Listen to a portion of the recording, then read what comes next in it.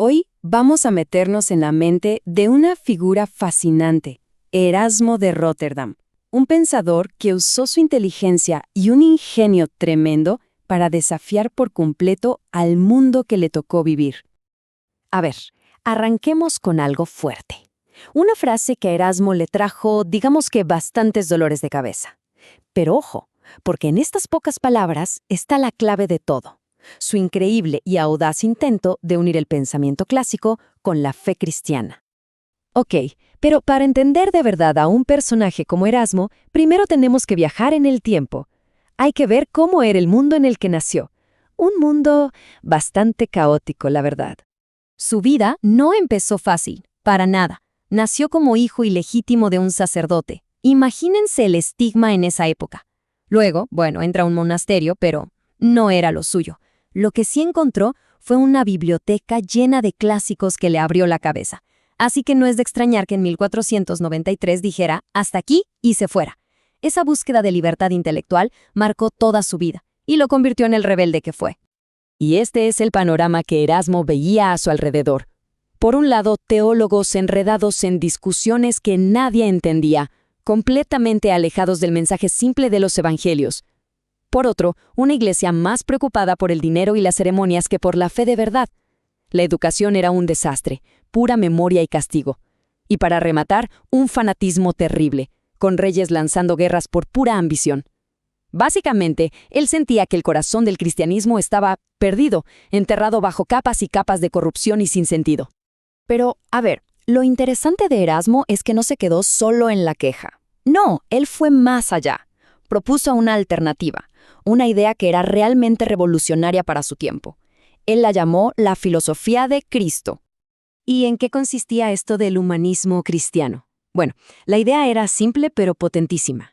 Usemos todo el conocimiento de los clásicos, su gramática, su retórica, su filosofía, no solo para admirarlos, sino como una herramienta. Una herramienta para limpiar todo el ruido y volver a los textos originales, a las fuentes puras de la fe. Él estaba convencido de que ahí, en esos textos, se podía encontrar una forma de vivir mucho más auténtica. Y esta filosofía Christi se apoyaba en 3 ideas que para la época eran una bomba. Primero, ser cristiano es para todos, no solo para los monjes encerrados. Segundo, la fe se demuestra en el día a día, en la calle, no solo en la iglesia. Y tercero, y esto es clave, lo que importa es lo de adentro, la piedad interior, no andar haciendo ceremonias para que te vean. O sea, él se preguntaba, ¿de qué sirve besar el hueso de un santo si no intentas vivir como él? La fe de verdad está en cómo actúas, no en supersticiones. Miren esta tabla, es que el contraste es brutal.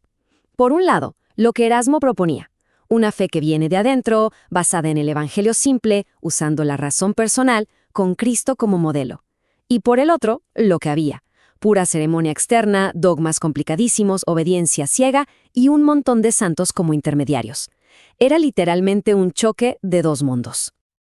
Ahora, ¿cómo haces para criticar a todo el mundo sin que te corten la cabeza?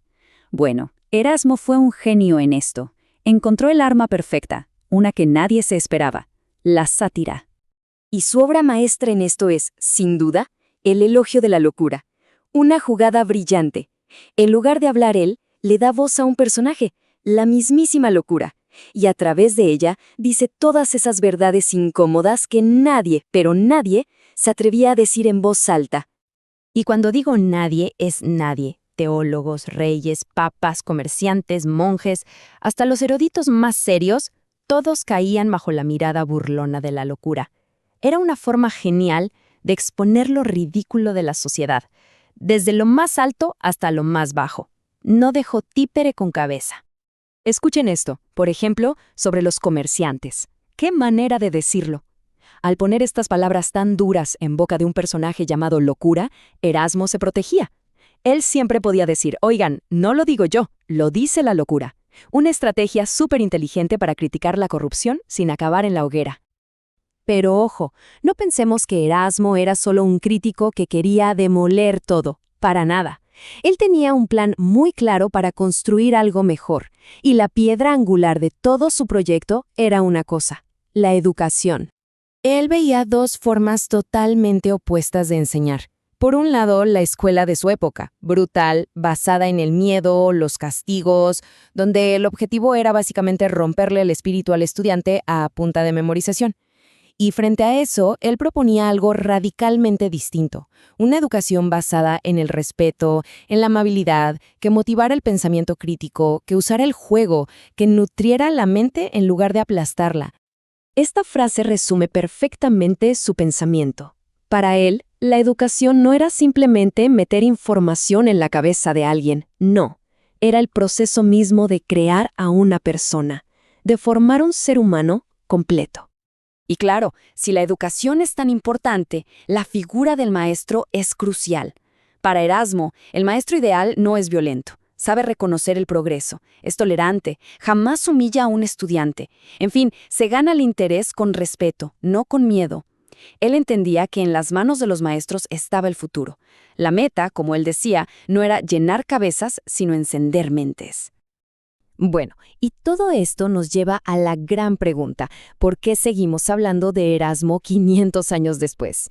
Pues porque su legado está más vivo que nunca. Sus ideas no se quedaron en el siglo XVI, para nada. Fueron semillas que germinaron y dieron frutos que hoy consideramos fundamentales. Pensemos en esto, el pacifismo en un mundo lleno de conflictos, la tolerancia, la libertad de conciencia, la lucha contra la hipocresía, el rechazo a los dogmas ciegos. ¿Suena familiar? Claro, son los pilares de nuestras sociedades modernas. En una Europa que se desangraba en guerras, él fue de los primeros en levantar la voz y decir, con una claridad impresionante, que ninguna guerra vale el sufrimiento que provoca.